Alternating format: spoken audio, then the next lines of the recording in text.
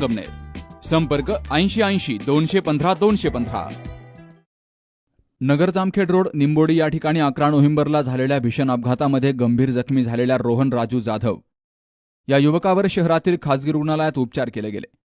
अपघाताच्या घटनेनंतर जाधव यांच्या कुटुंबियावर मोठं संकट कोसळलं। घरची आर्थिक परिस्थिती अत्यंत हलाखीची असल्यामुळे वैद्यकीय खर्च भागवणं कुटुंबासाठी कठीण झालं होतं। या परिस्थितीची माहिती मिळताच शिवसेना दक्षिण अनुसूचित जाती विभागाचे दक्षिण जिल्हाप्रमुख विनोद साळवे यांनी तातडीनं पुढाकार घेत जाधव यांच्या कुटुंबाची वैद्यकीय, कायदेशीर आणि प्रशासकीय मदत करण्यास सुरुवात केली आहे। अपघाताची तक्रार भिंगार पोलीस ठाण्यामध्ये नोंदवून घेण्यापासून ते सर्व आवश्यक कागदपत्रांची पूर्तता करण्यापर्यंत साळवे यांनी स्वतः देखरेख केली। त्यानंतर आमदार संग्राम जगताप यांचं शिफारस पत्र घेऊन साळवे यांनी जाधव यांच्या प्रकरणाचा पाठपुरावा मुख्यमंत्री सहायता कक्ष, जिल्हाधिकारी कार्यालय अहिल्यानगर तसेच मुख्यमंत्री सहायता कक्ष मंत्रालय मुंबई या ठिकाणी सातत्याने केला।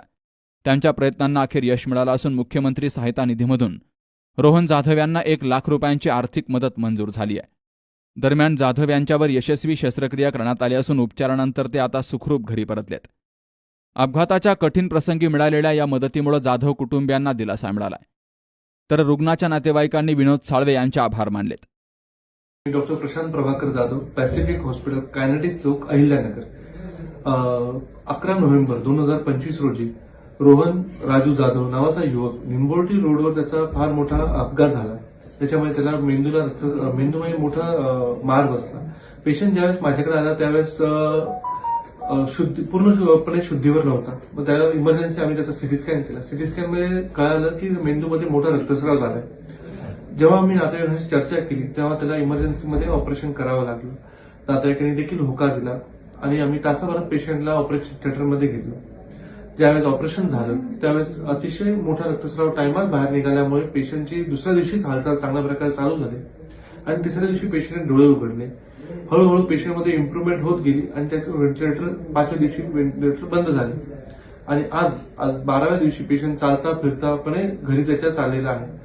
या सांगण्याचं हे तात्पर्य असं की मेंदूचं मार लागल्यानंतर मेंदूला मार लागल्यानंतर त्याचं निदान वेळेवर झालं आणि त्यातून पेशंट लवकरात लवकर इलाज त्याला भेटला तर कोणत्याही अवघड परिस्थितीतून पेशंट पूर्ववत होऊ शकतो। पण या पूर्ण घटनेमध्ये एक खर्चाचा देखील फार मोठा भाग असतो, कारण मेंदूला लागणारे औषधं, त्याला लागणारा जो ओव्हरऑल आयसीयू आणि व्हेंटिलेटरचा खर्च आहे तो फार मोठी गोष्ट आहे। त्यात मुख्यमंत्री सहायता निधी ही गव्हर्नमेंटने केलेली आपल्याला सहकार्य आहे।